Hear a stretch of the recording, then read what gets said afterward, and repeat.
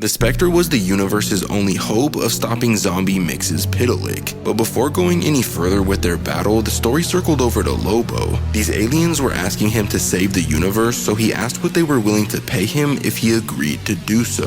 They expressed that they would fulfill all of his sick and twisted fantasies, no matter how sick and twisted they were. And so after a bit of thinking, he was like, "Alright, fine. I'll save the stupid universe." The story then jumped over to Clark and Kyle Rayner. While staring at the destroyed world of Bullavox Vic, Kyle expressed how broken he felt. He couldn't believe that John and Kilowog were really gone, telling Clark that they had truly lost. But despite their circumstances, Clark still managed to make it seem like there was a chance they could win, stating that they hadn't lost yet because they were still there. Meanwhile, Mr. Mxyzptlk and the Spectre's battle was so overwhelming that they were literally tearing the fabric of reality and causing black holes to open up each time they clashed. The Lanterns tried restraining Mxyzptlk with their rings, but it didn't faze him in the slightest, and he effortlessly crushed all of them in the palm of his hand. Now on Earth 2, John, Damien, Cyborg, and the others were trying to decide what they were gonna do.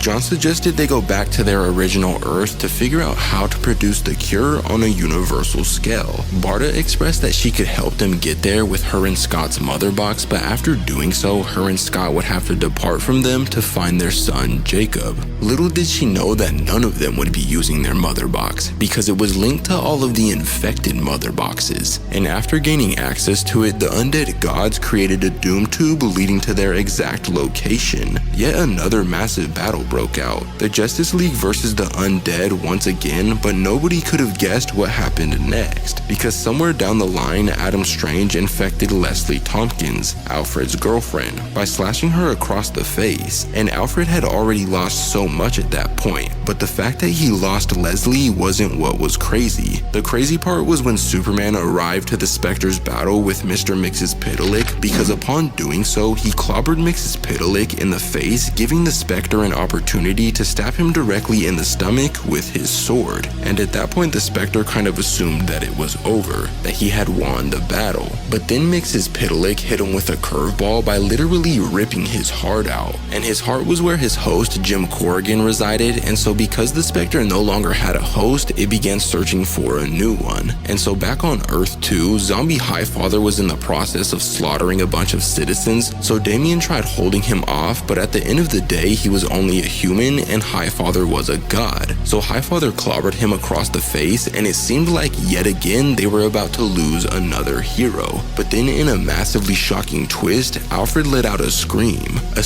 that he contained when Bruce lost his parents as a child, a scream that he held in as he took the lives of his sons, and a scream fueled by so much pain that his spirit aligned with the one and only spirit of vengeance. And as the Spectre's new host, he punched Highfather in the face with so much power that his fist went through his head and killed him. But sadly, that's when this issue comes to an end, but if you want to see what happens next, let me know in the comments down below.